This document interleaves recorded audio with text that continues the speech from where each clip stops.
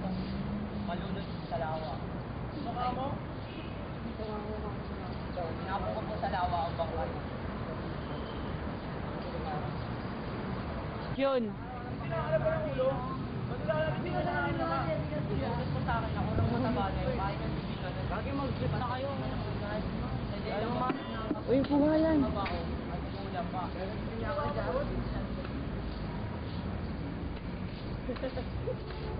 Hindi ko nakisama sa libingan ng mga hindi.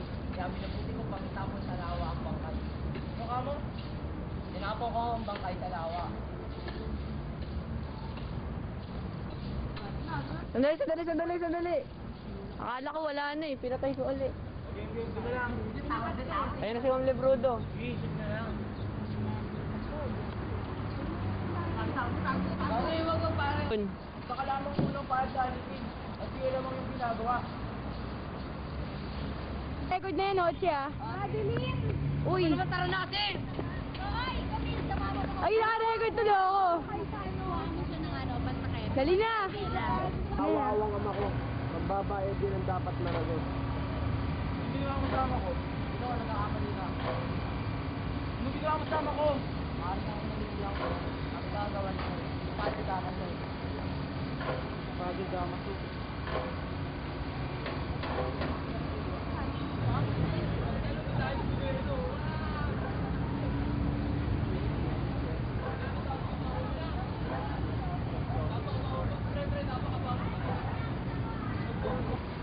Samantala, sa kabilang dako, sa isang gulod, Ito ang lugar ng saan tinapon ng bangkay ng iyong ama.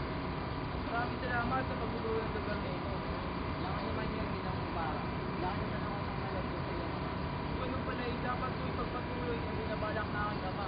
Kahit tayo kayo paganti. Binabalak ko magpatiyo ng paaralan para sa mga malalaki ng kababaihan. Ngayon, Ginong Igara, kailangan kami salamat sa iyo. Dahil ngayon, siguro ng maraming kabataan upang magpupuloy pag-aaral. Sa muli natin pagkikita, inaasahan ko ako naman na makakatulong sa iyo. Salamat sa dahil sa iyo.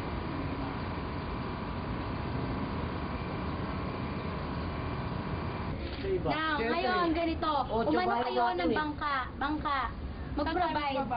Magbabang. Dito na, ngayon na tong araw na to, bangka. Ano sa may tubig? Motor mo. Swimming na lang. Ano ba?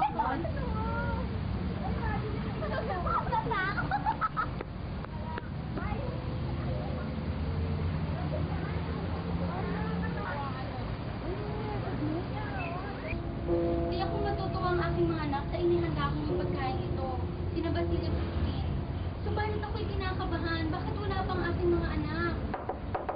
Inay, buksan niyo po ang pinto. O aking anak, bakit ka humahangos? At bakit wala ang iyong kapatid na si Christine? Di huwag kayo mag-alala. Ano, naiwan po sa kumbento. At isinilaysay ni Basilio ang mga pangyayari. At Diyos ko, tiyata't pinagbintang ang magnanakaw ang aking mga anak. Huwag kang mag-alala. Bukas ay pupunta ako sa kura upang siya'y kausapin. Kumain ka na lang muna kaya upang ikaw ay mahimasmasan. Nay, wala akong gana. Huwag kang mag-alala. Ang itay mo'y dumating at inubos na lahat ng pagkain natin. Pero huwag kang mag-alala. Mapupuntahan natin si Christine.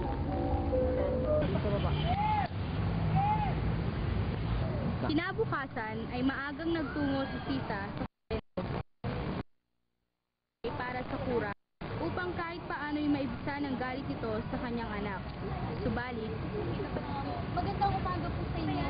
Maaari po ba magtanong? Makita niyo po ba ang kura?